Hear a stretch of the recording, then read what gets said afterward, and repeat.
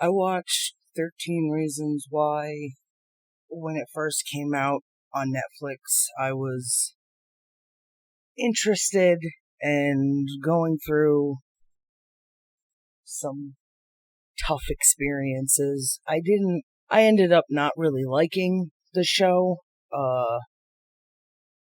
Wasn't impressed, I guess.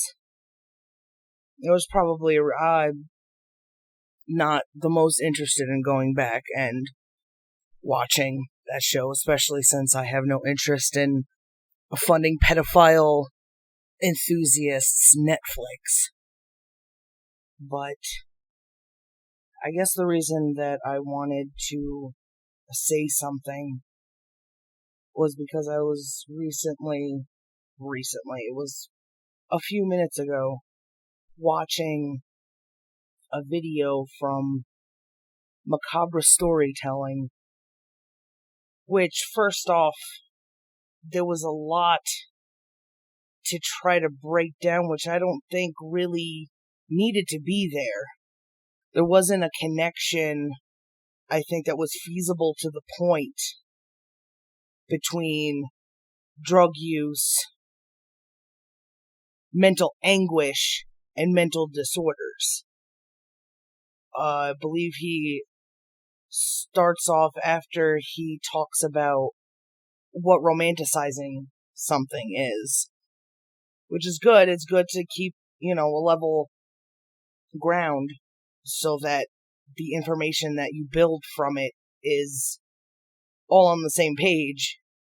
But the mental anguish part, I think, wasn't really addressed properly because there was all these comparisons to things that may not necessarily fit to be compared to. I do believe that I think I know that mental anguish and mental disorder are sort of one in the same, but there is a way that you get to that separates mental anguish.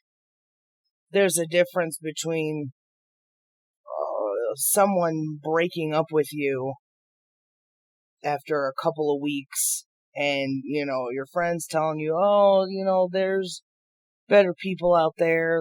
You can do better. There's plenty of fish in the sea. Having support and seeing a perspective from other people's eyes in that situation. And then there's the main character from 13 Reasons Why. From what I can remember about that show, number one, she was a high schooler. People of that age variety are different. We can't put our adult selves in the shoes of our high school selves without knowing and feeling and understanding, not just pushing it off and saying, well, I was an idiot or whatever the case may be. You have to understand what your body was going through, what your emotions were as a result, how much of the world you understood, how much of the world you absorbed as an overall objective perspective. Because when you're a high schooler, you got raging hormones, right? Roundaboutly, you're emotional. That tends to be the time where people distance themselves from their family, where they get more cynical, where, there's a lot of changes that you go through and you're not very receptive of what other people say unless you have a reason to be receptive. So as nobody understands me, blah, blah, blah. So I think for a character, she was kind of level-headed. She maybe felt away from her parents. There was I think she moved or something, and there was fresh starts and having to be vulnerable, to let people into your life. I think her parents were kind of distant. Maybe they were fighting, or, people don't really feel like they can talk to their parents, at least if your parents were closed off, if they were quick to punish, things of that variety. You don't feel as a child like you can talk to them because there are repercussions. There's less of an understanding and more of consequence. So she let all these people into her life, and I guess they always ended up betraying her in some way, which feels fucking bad. And we don't have anybody to help you understand this. And even if you do, you still felt those feelings, and they bring you down. And eventually, she gets raped. And I think that there is a desensitizing of what rape is because of how that term has been abused. You look at me funny, you hit on me, oh, it's rape. Oh, you ask me how my day was, you hit on me because you want to have sex with me. That is rape. It's not. Rape is you telling someone that you don't want them inside of you with their penis, and they continue to gain pleasure inside of you when you didn't want it to begin with. Do not have sex with me, and then forcing someone to have sex with you. What does that mean for someone's mind? When you compare someone who gets raped and kills themselves to a lot of scattered ideas of drug use and mental disorders that people wear on their sleeves, I'm just not sure how, at least in the first season, that her mental anguish was romanticized. He brings up Train Spotting and talks about how some people think that that is a romanticization of drug use. But he disagrees with that and says, well, do you remember the scene where the baby dies? How is that different from 13 Reasons Why? She died. A little girl died. Just like that baby died. Just because people took it upon themselves in the story to feel the guilt of what they contributed to. The people who... He brought up a point where, almost as if it wasn't okay, the romanticizing was people feeling guilt for how they treated her. I think that people should see how they affect others. And that's not to say that you should be watchful of everything that you do. But if what you do could have a negative impact on anyone, including yourself, maybe you should at least think about how to go forward. And I don't know if I don't think they just felt for her. They also felt for themselves. There were things that maybe they did that hurt her, but because they were hurt, that was also brought up. I think even the guy who raped her, had some sort of parental issues. Maybe his father abused him, or his parents were distant. I don't know if, little comments like these are warrant watching the whole fucking season again, or the whole series. And no thank you. But I feel like if someone like Macabre Storytelling feels it truthful to make comparisons to this character versus the Tumblr culture and Sopranos, and I guess that's not really the right thing to say. If someone like Macabre Storytelling, who, man, I started watching him because I hurt. Game of Thrones hurt me. Years you watch this fantastic fucking show where everything falls into place and the story makes it. You dedicate yourself. Time is value. And we only have so much time. You choose what you want to give yourself to, or allow other things to give itself to you, and they just throw it away like garbage. I mean, it's not rape, that's for sure. However, it's upsetting. So you find comfort in other people who feel that way. It's definitely easier when you've been betrayed by a show instead of betrayed by someone who rapes you. It's easier to find a solution, to go seek out people who agree with you and listen to ideas. And I thought maybe I was crazy. Like, could this really have gotten this bad? I don't want things to be able to tell me how to think, and logically you can go from A to B and go, oh shit, how did I get to K before I got to C, D, E, F, G?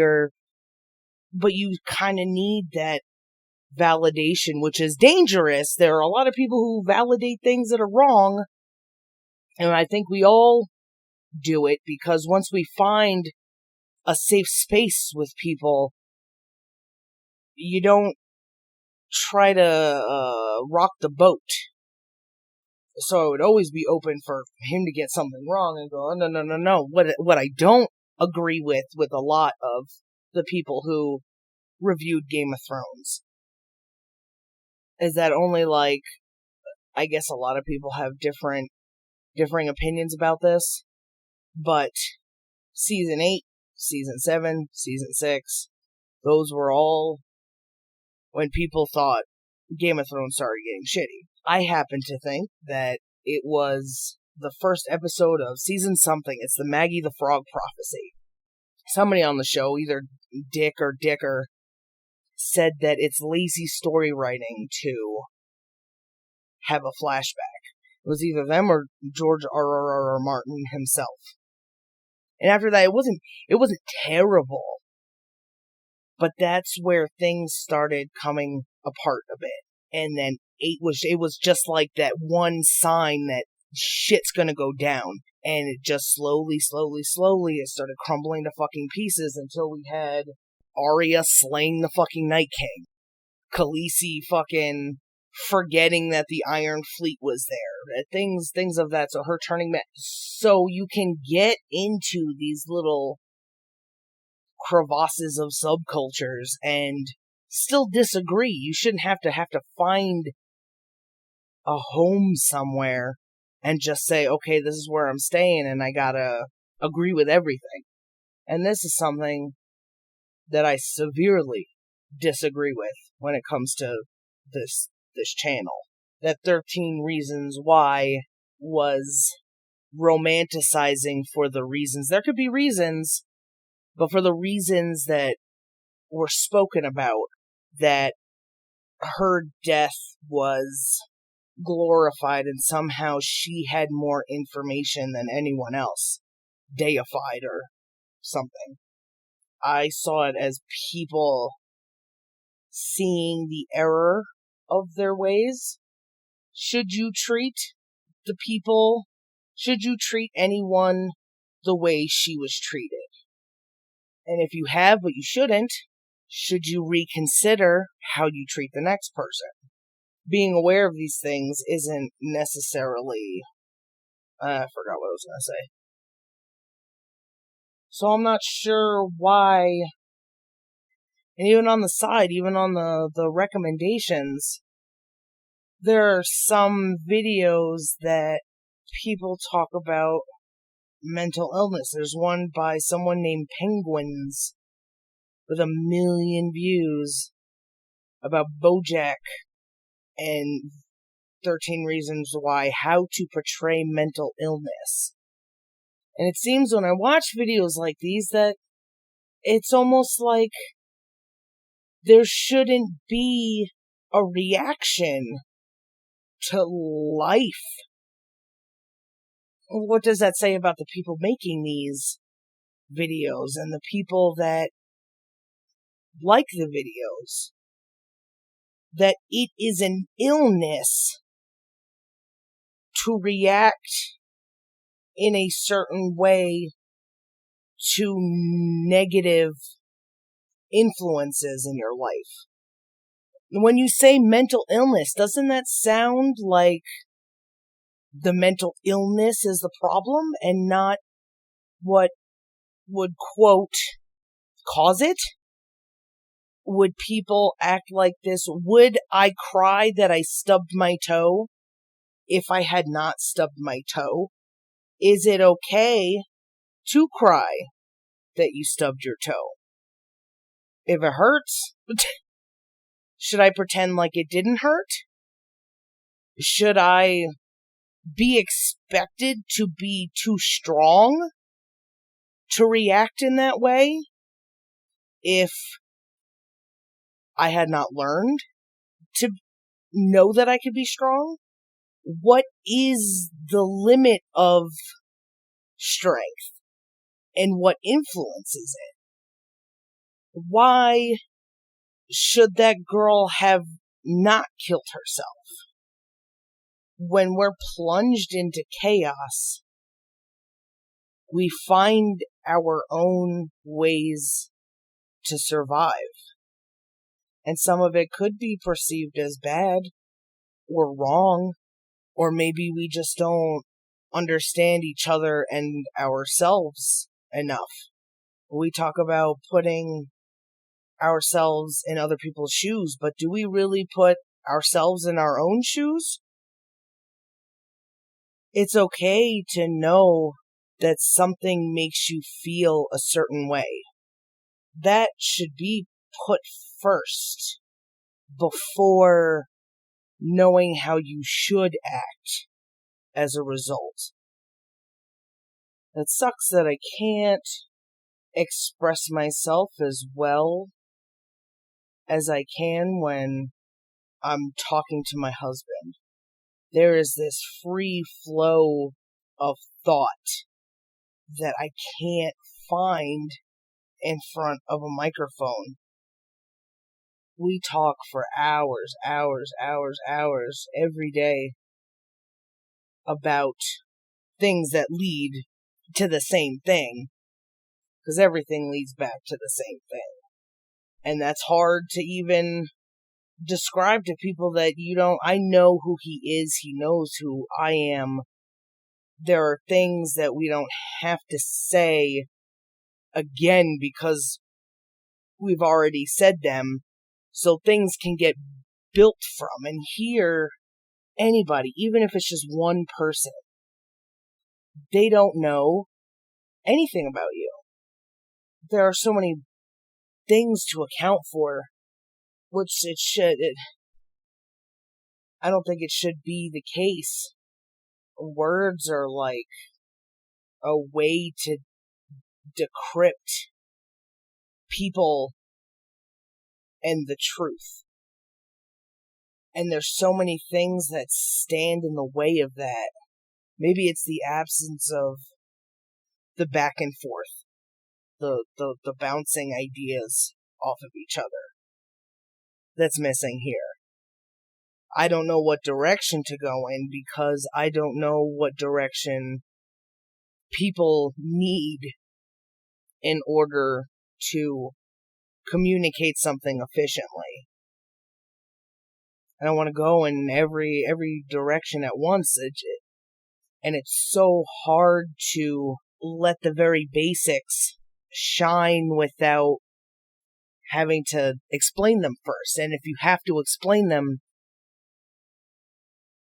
then the person who needs them explained to isn't on the same page as you. I think if I explained how I think the world works, people would just get angry. Now, how the fuck do you know? Or, what makes you so... I need years and years and years to explain myself. And not only that, but you can't just tell people words and go, well, you agree with me or not. You have to let what they feel shine on the backdrop of what you're saying by having them disagree or ask questions so that a middle ground can be found. I can think of a million things. That's probably an over-exaggeration. I could think of lots of things that if I just said what I thought outright, people would be like, fuck no. Just in complete disagreement. And instead of, asking, well, how did you come to that? What about this and this and this? And if this, then this. And I've only got one way to explain how that's wrong. I'm always up to change what I think, because a lot of the things I think could definitely be fucking wrong. And you've got to use the Socratic method to get to the truth. But the things, all those lots of things that I could say that get people angry, they all come from the same core. A core that has been worked on for a long time. A core that's still being worked on. But when it gets worked on, it seems, at least recently, once the first stitch is stitched, that things can only agree or disagree with that. And if they agree, you can see the pattern throughout the tapestry. And if they don't, then there's only two choices. Either it's wrong, or I'm wrong. And if I'm wrong, there's a lot of fucking unweaving to do. You get one thing wrong and you have to work your way backwards until... And it's something that I have not seen in a lot of people. Because it comes down to this, the me concept, that they're doing essentially the thing I'm doing the opposite of. And you can't talk to them, and it doesn't matter. And everybody, even if you get someone to agree with you a whole bunch of times, the first time that there's a disagreement, there's a fight. And there isn't like a who has to change in order, not for someone to be right, but for the truth to shine. And that should be that core, that seed that sprouts the fucking tree of knowledge. If you are not, even if it hurts, even if it feels wrong, or even if you would have to go back and reassess fucking everything, the truth is the only thing, the first thing that matters. It was never offered in my school, but I hated debate club. I hate its depictions. I hate everything about it. I hate its purpose. If two people have varying perspectives on something, that one wants to be the winner of what is correct, then what is the point of anything? Whoever can speak the best, whoever people agree with their points. There's so many debates that I watch where you can ask a question that neither of them would be able to answer. They would both come together to take out this third opinion, because then both of their points are moot.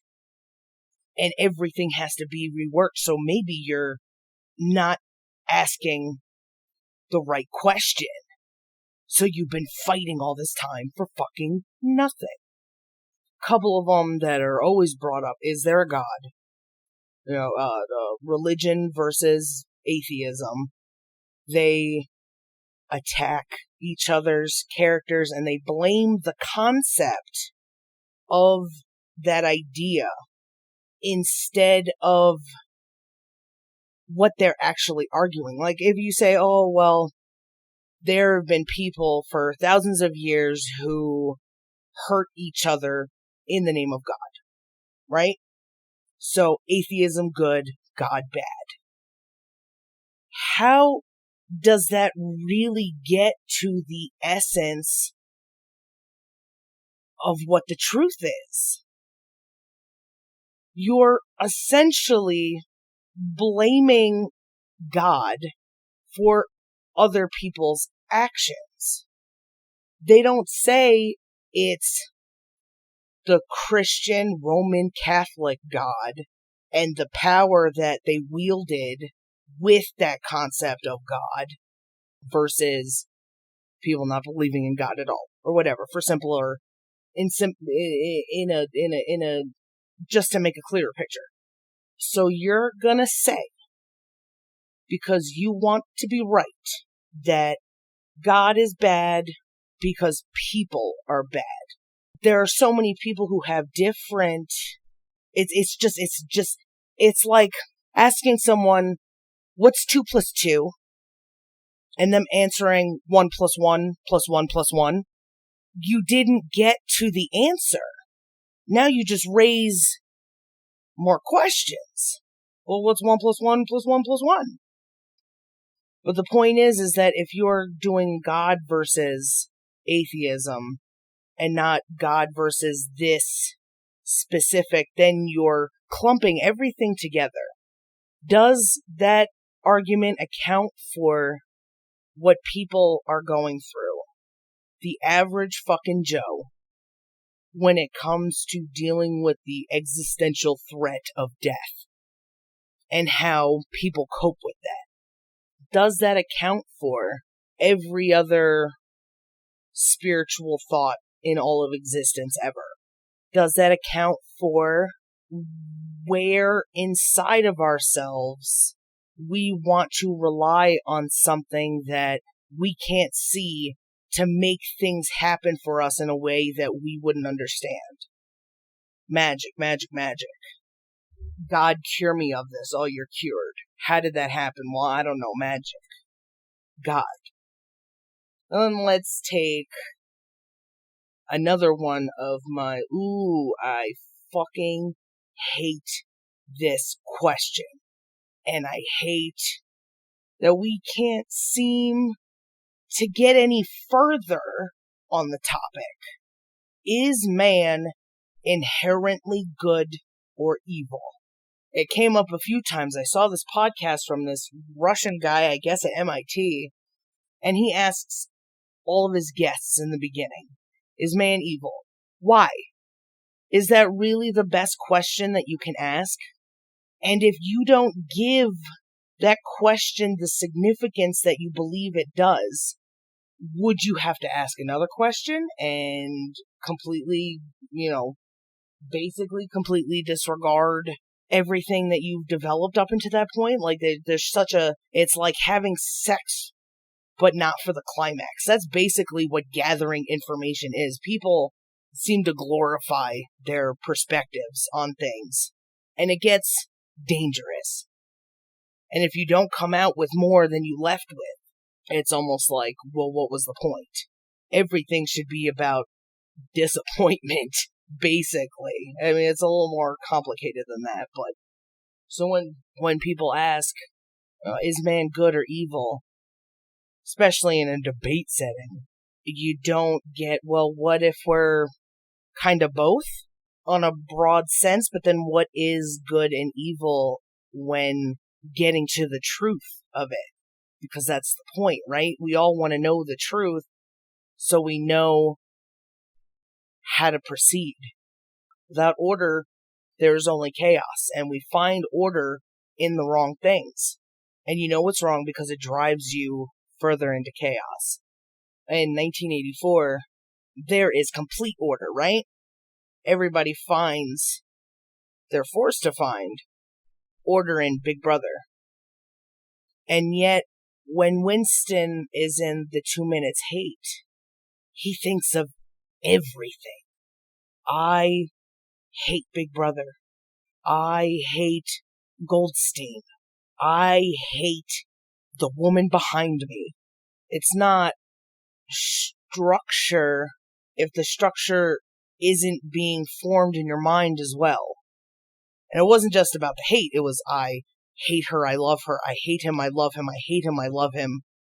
And it drives you into a place where things can't get sorted, because once you start sorting, there's a blockade. That the rules of the debate club are, is man good or evil? That you're forced, if you don't do what Big Brother says, then you will become an unperson.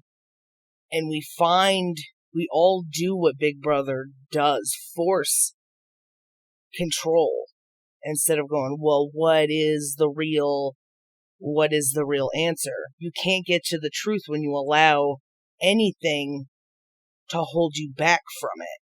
Rules. You don't have to kill someone to know if you should or shouldn't kill someone. So you don't, following rules and thinking about those rules are kind of different things. So, in a debate setting, you can't think further than saying, well, your side does this and your side does this, so my side is correct. And the other person, well, this is what your people do, and this is what your people do, and this is what my people do, thus I am right and you are wrong. Shouldn't be like that. And I think we can see that kind of everywhere, that things always boil down to two sides.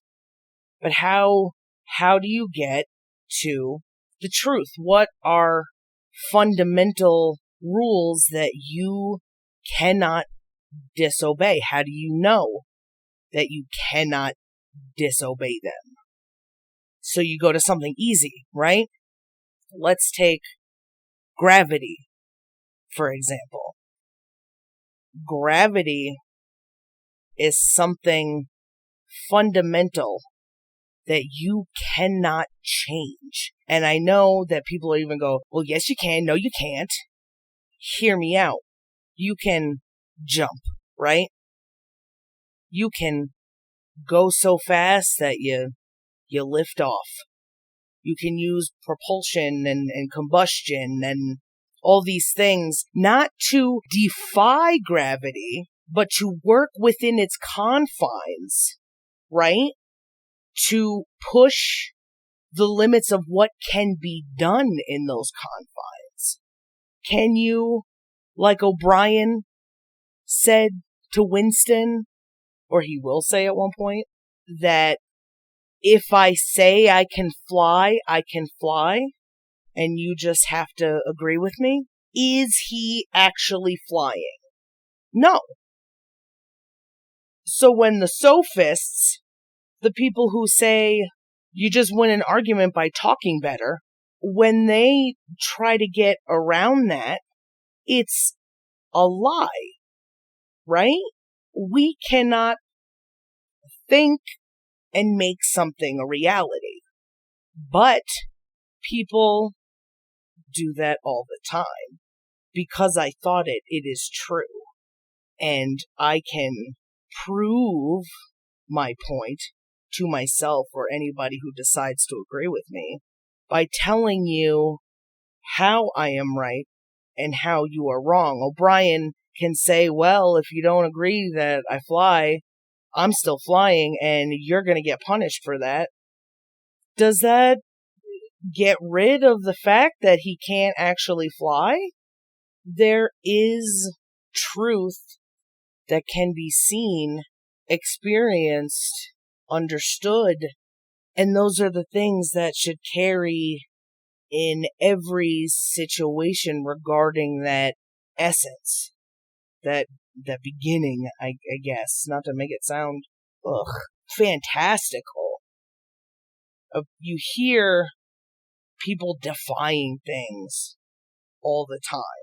I have defied gravity by making something that goes fast or can go up into the sky. There are certain mathematical equations, when you break it down, that are the only ones that say, I can't just put a bunch of numbers to get together and say, okay, let's make a plane. There are weights and there, calculus.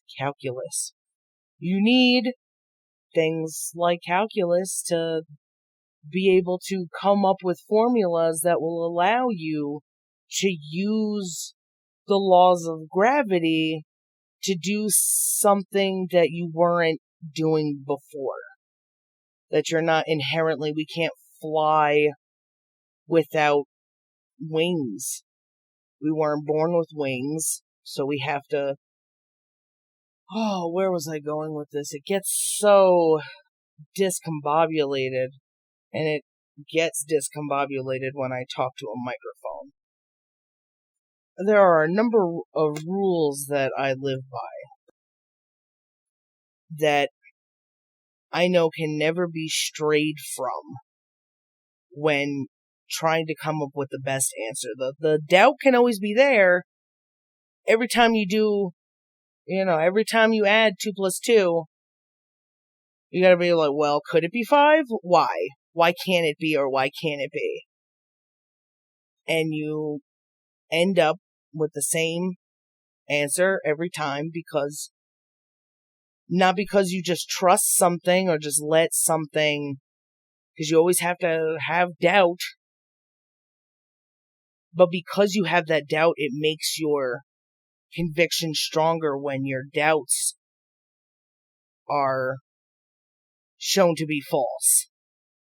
If I take these potato chips and I use these numbers to represent a progression in the amount of potato chips, each representing 1, then what number will I come up with? 1, a 2, a 3, 4.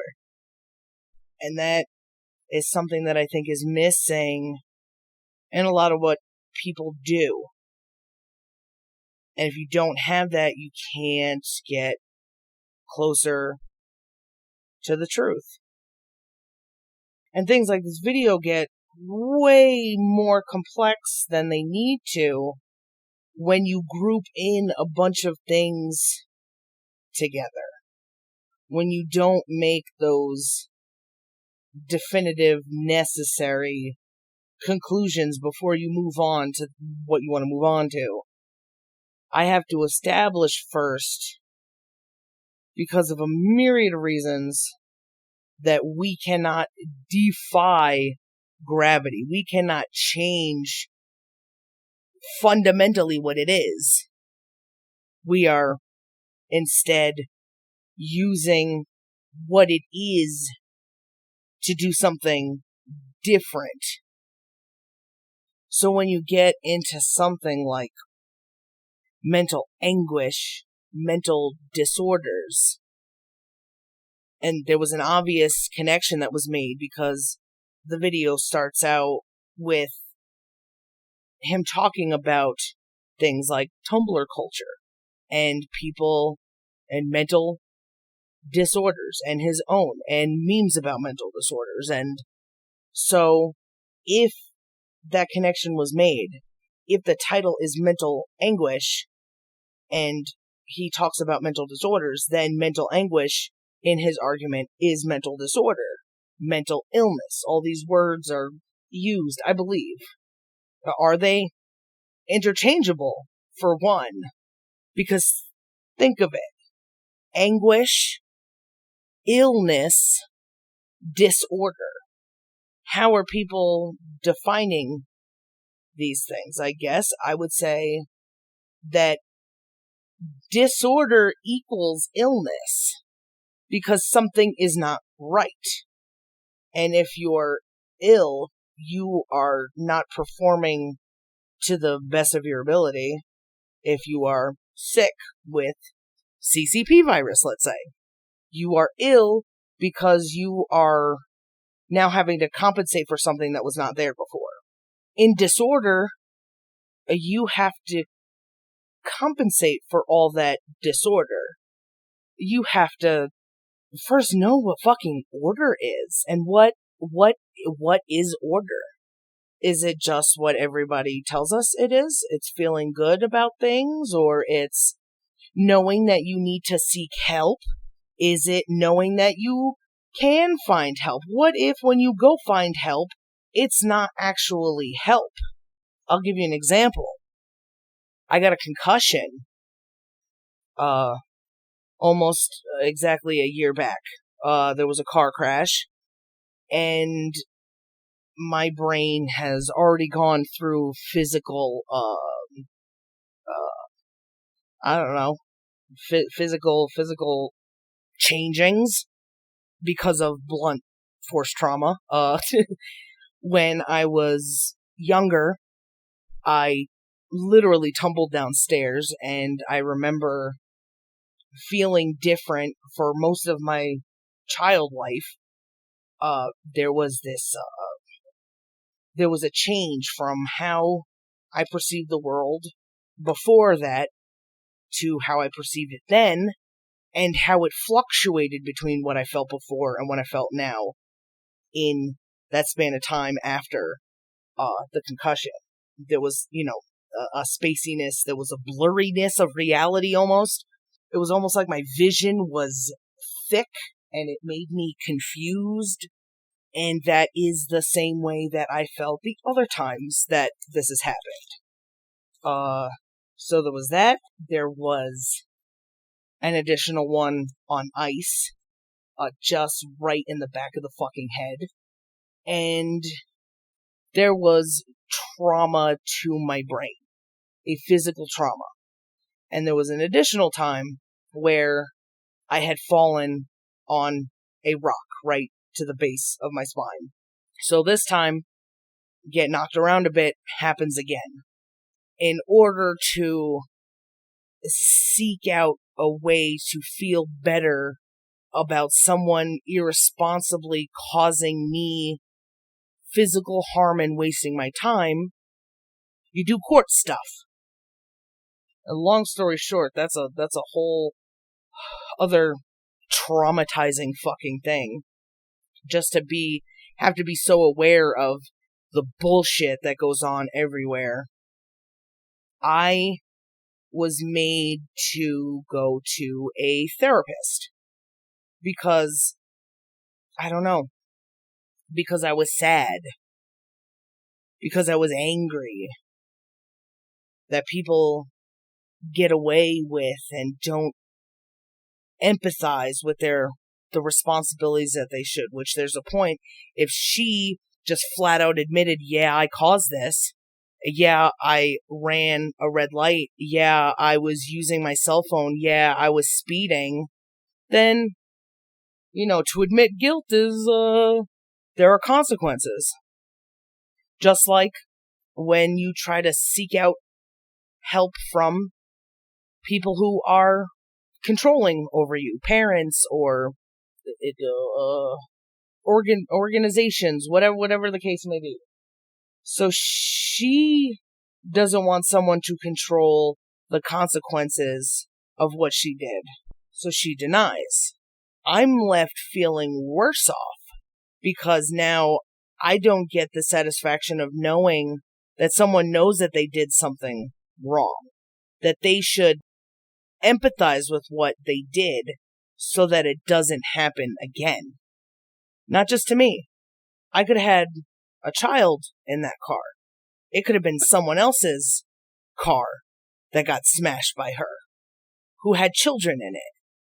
If you don't empathize, you don't understand the gravity of what's happened. You've essentially, by putting someone in danger, you could be putting anyone in danger. So do you need to do that thing that you did? Was it worth it to potentially take a child's life? To injure anyone forever? So now I have to rely on a bigger system that shouldn't necessarily be trusted. Because we know that justice isn't blind, right? That I have to prove how I feel. So I have to live in that feeling. And if I don't feel as bad as I can, as bad as I should at every single second, then what she did wasn't that bad. It was a difficult thing, especially with a concussion, to try to deal with as a person who is my age as opposed to me, say 10 years ago. Your perspective on things should change throughout your life. And everybody should value themselves enough to question these things. So when longer story, less long, I go to this therapist. And people like to think that they know everything. And you know they don't know everything because when you see multiple people who've been awarded for thinking they know everything all have something different to say, there's something wrong. There's a disorder in that. There's a chaos. You just pick sides. You just think, oh, whoever I go to is the right person for me. This person tells me, after a short discussion, that my flight or fright, not flight or fight, flight or fright, that my flight or fright is amplified right now, which is obvious. I have experienced something that did not go away that should have been more human. And all these people are pulling me in different directions, and I'm seeing this person just roll her eyes at me, thinking that what she did was okay because she has to hide the fact that she did something wrong, or else she may pay consequences that frankly may not even be warranted, because there's all these fingers dipping in a honeypot that only belongs to two people right now, me and her. That they all have something to say and they all use judgment that is based on things that may not necessarily be true, because let's fucking face it, we are in a world right now, never mind any other time, let's just talk about right now, that is all about I am right and you are wrong, right? We can all see that. Blue side, red side, you have to respect who I am, but I don't have to respect who you are. I'm going to hate you, buy my product. And if you don't buy my product, you fucking suck. Where in any of the chaos right now are people finding a middle ground where they can move forward together? I can't think of any. I mean, we pick sides and then keep in our echo chamber. Is there a middle ground between what's going on with this CCP virus shit? Between the people who believe in vaccines and the people who don't? The people who believe that it was manufactured and the people who believe that it wasn't? Between the people who agree with masks and the people who don't? Is there nothing that we can gain from each other? So this guy tells me I have this flight or fright issue, which is a natural instinct, right? We see animals and they fight or they run away.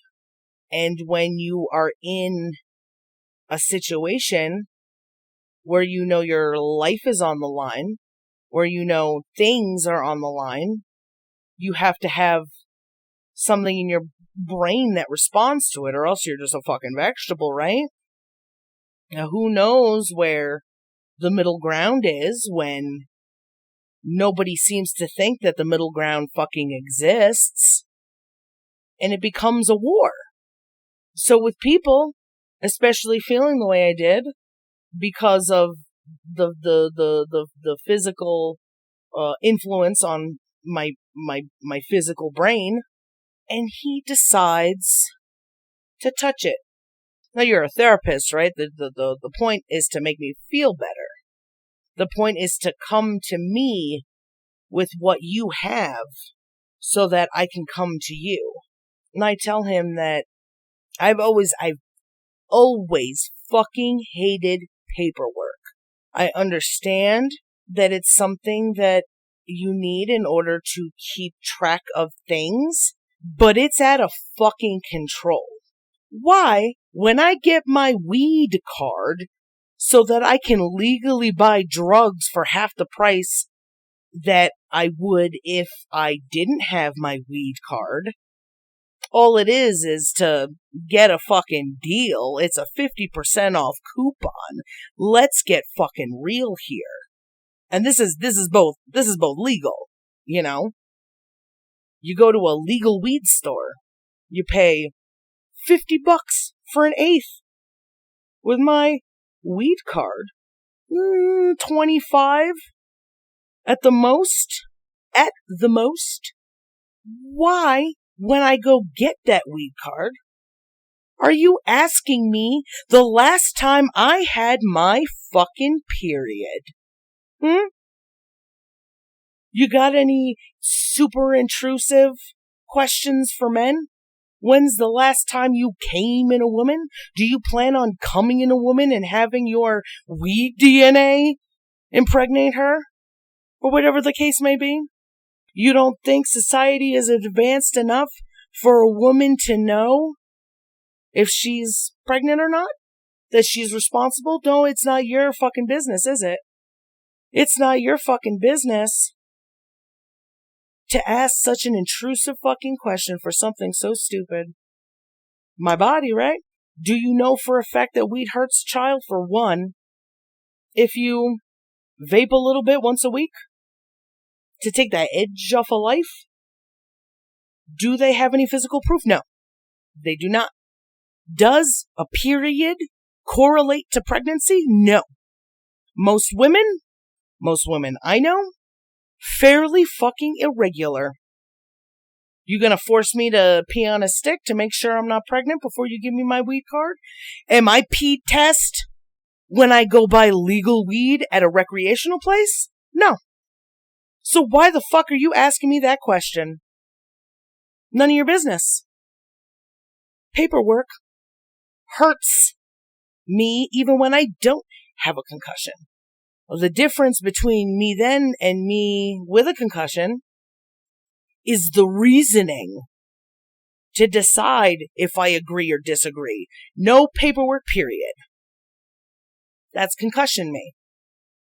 I mean, I understand that I have to give someone my name and address if I want something mailed to me. Not with a concussion. Fuck it, I just don't want anything fucking mailed to me. I don't want to order nothing off of fucking Blamazon. Just fuck off. So he knows that it hurts because all the memories of having to fight because of this shit. Going to the hospital and them asking me the last time I had my fucking period when I have to get sent to the ER because of fucking silly brain shit. And it all just... And that's what a therapist is supposed to be there to help, right? He tells me I have to.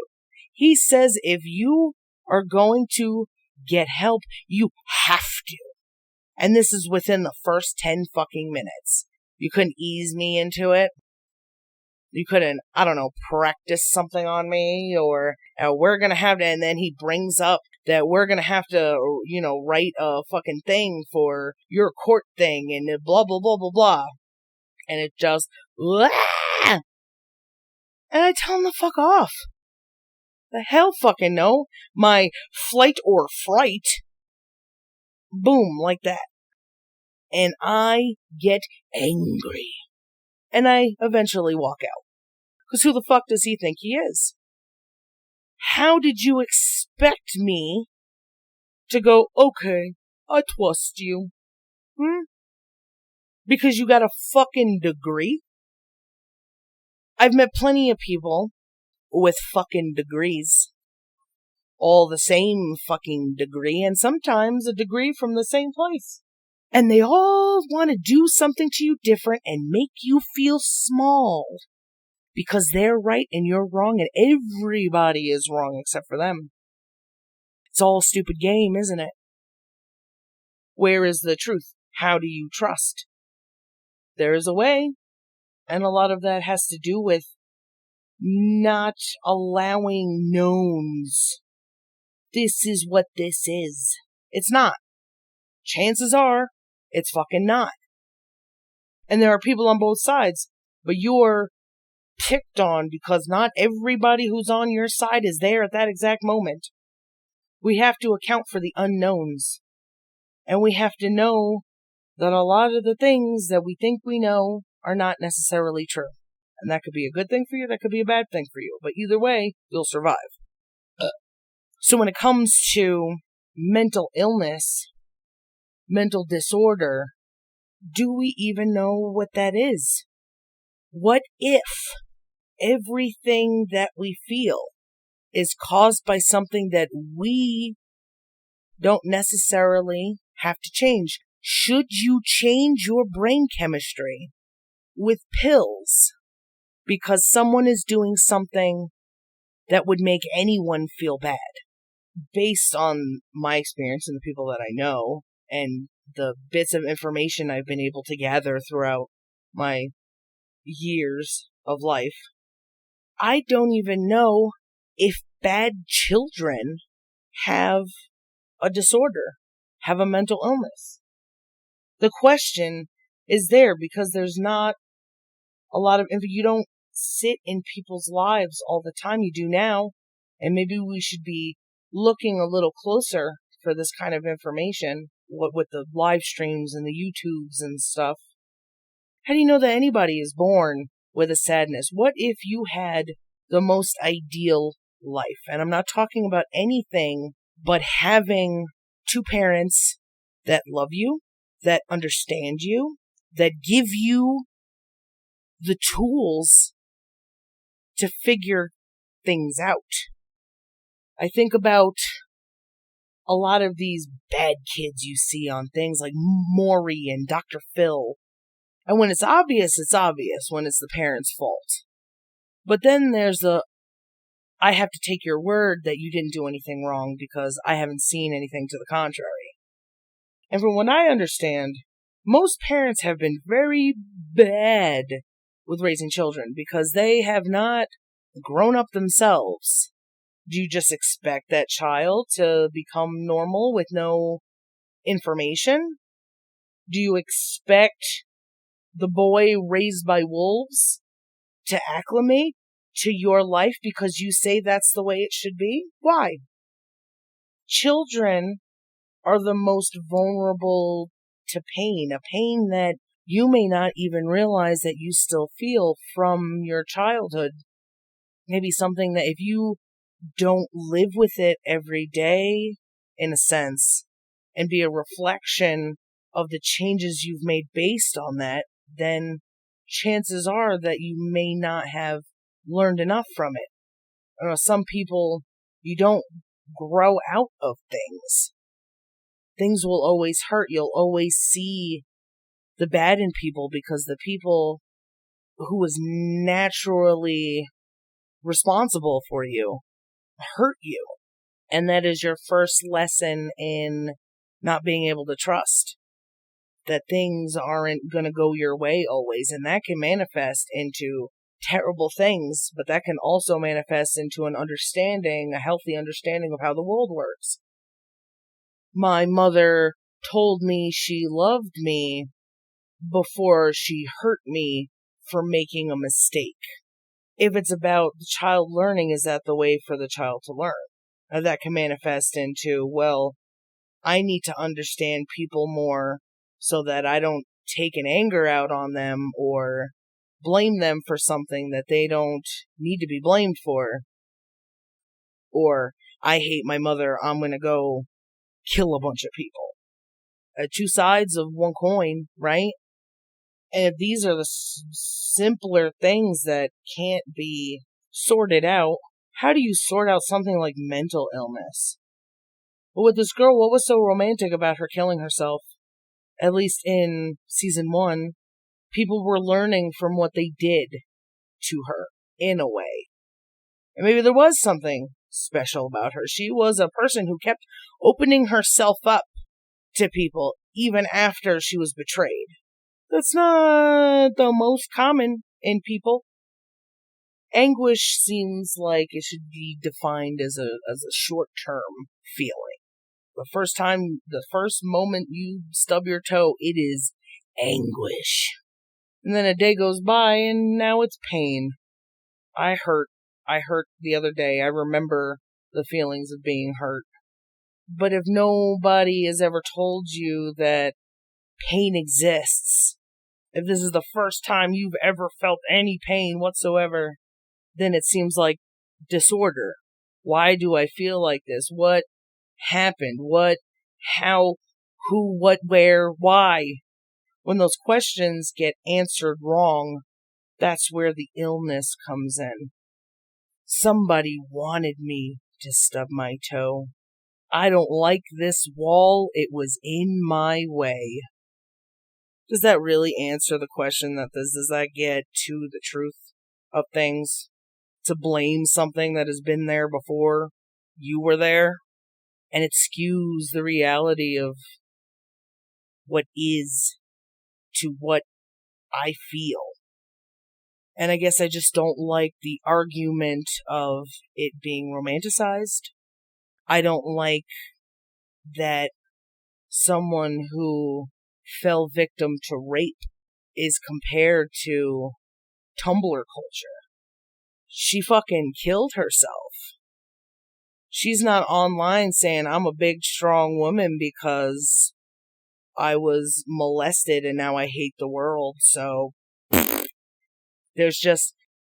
get thrown into chaos by videos like these because there's too much coming at you at once where one person can see it as, oh, well, it all just makes sense and, just follow that logic. But it's not the truth, because nobody knows what's up with fucking mental illness.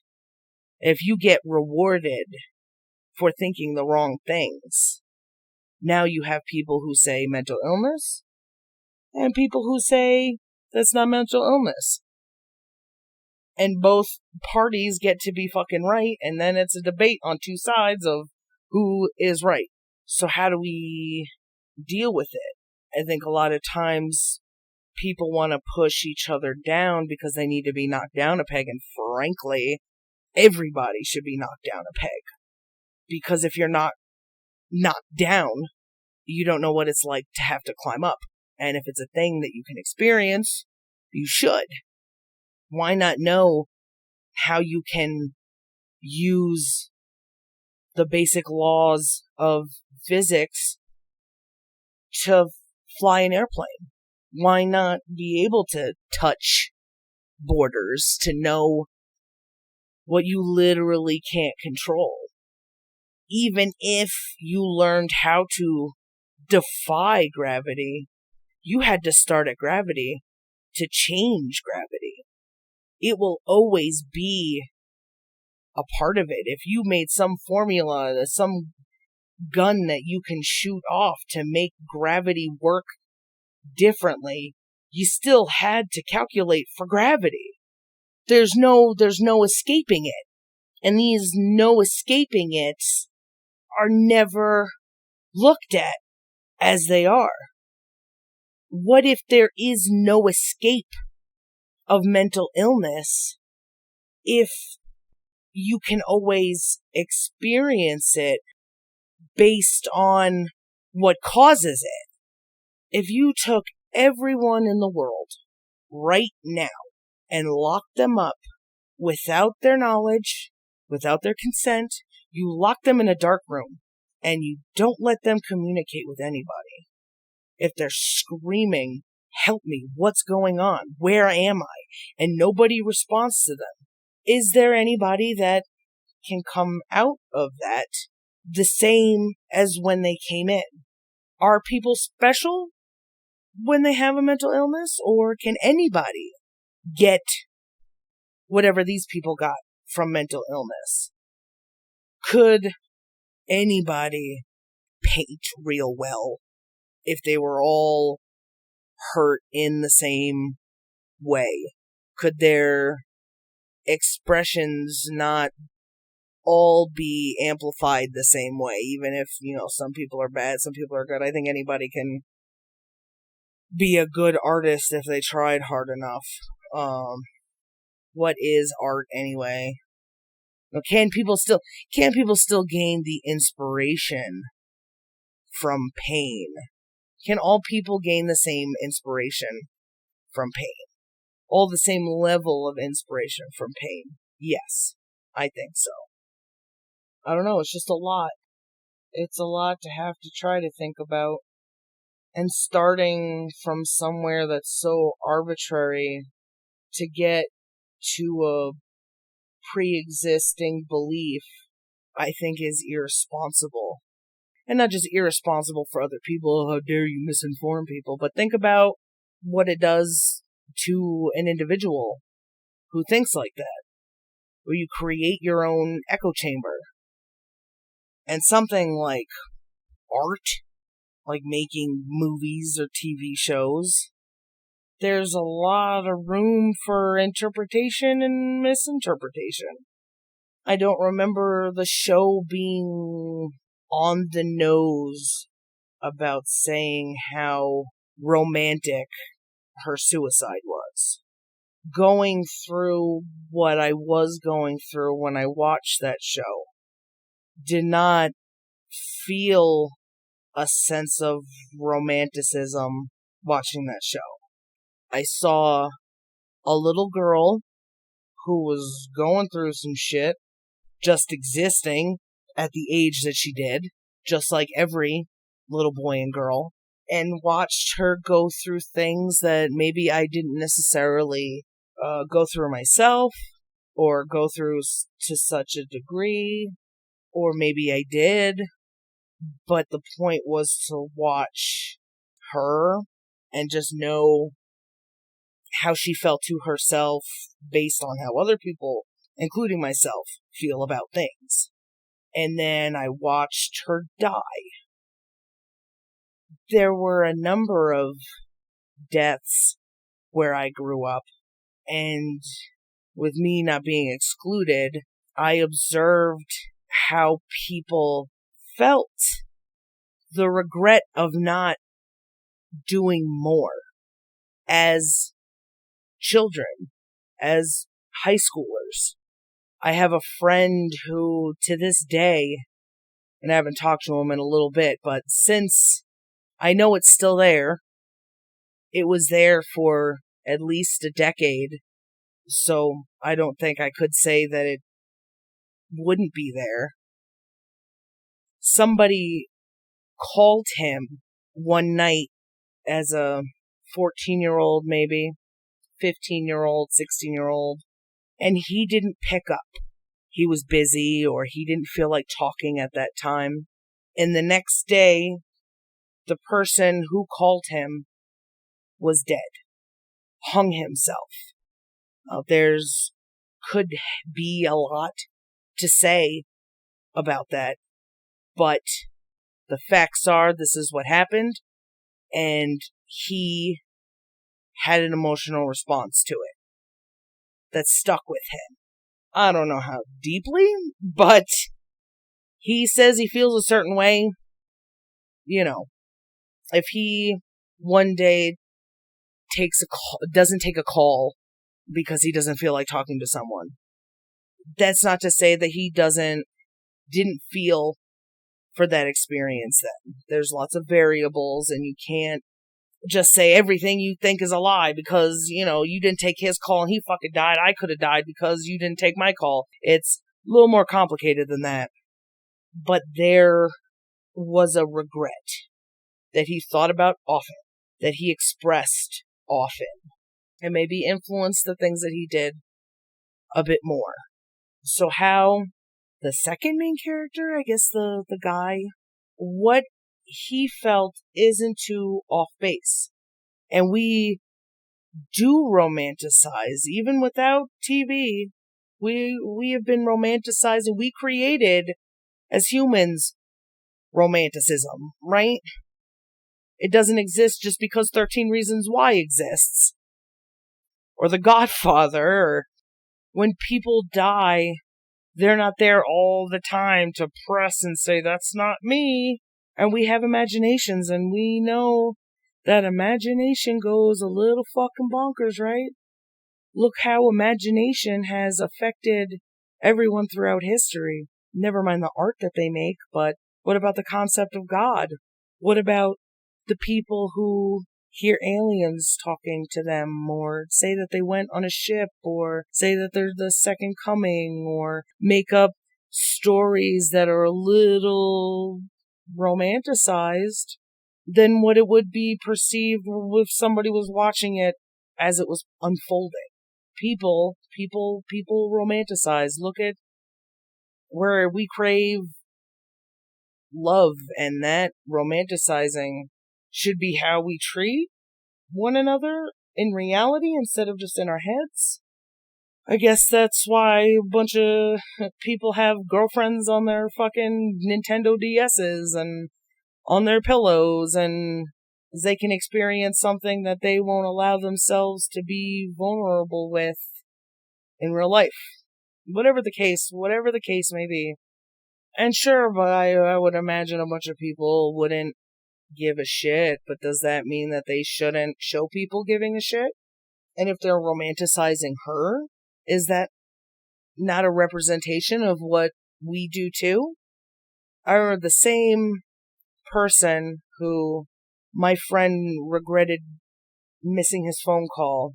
Really long story short, I had a dream about him, and I didn't know him very well. But I had a dream about him, and suddenly I became in love with a dead person. It was a weird feeling, but it was also one that I didn't control. So is that mental illness? Is mental illness drawing and writing fan art? Do they have a mental disorder? Do people who romanticize Game of Thrones coming to a better conclusion, a conclusion that we all deserved, and being mad that it didn't, is that mental disorder? That life could ever work out the way you decide? I think there's a fine line that was drawn and easily trampled over. I'm such a contrarian. I fucking wanted to hate that show, and I don't like it, but I understand it. And I understand how other people could interpret it. And I understand how people could not interpret it. And I could understand a bunch of stuff, I guess, if I tried hard enough. We all could understand everything if we tried hard enough. It's a tangled fucking web we weave.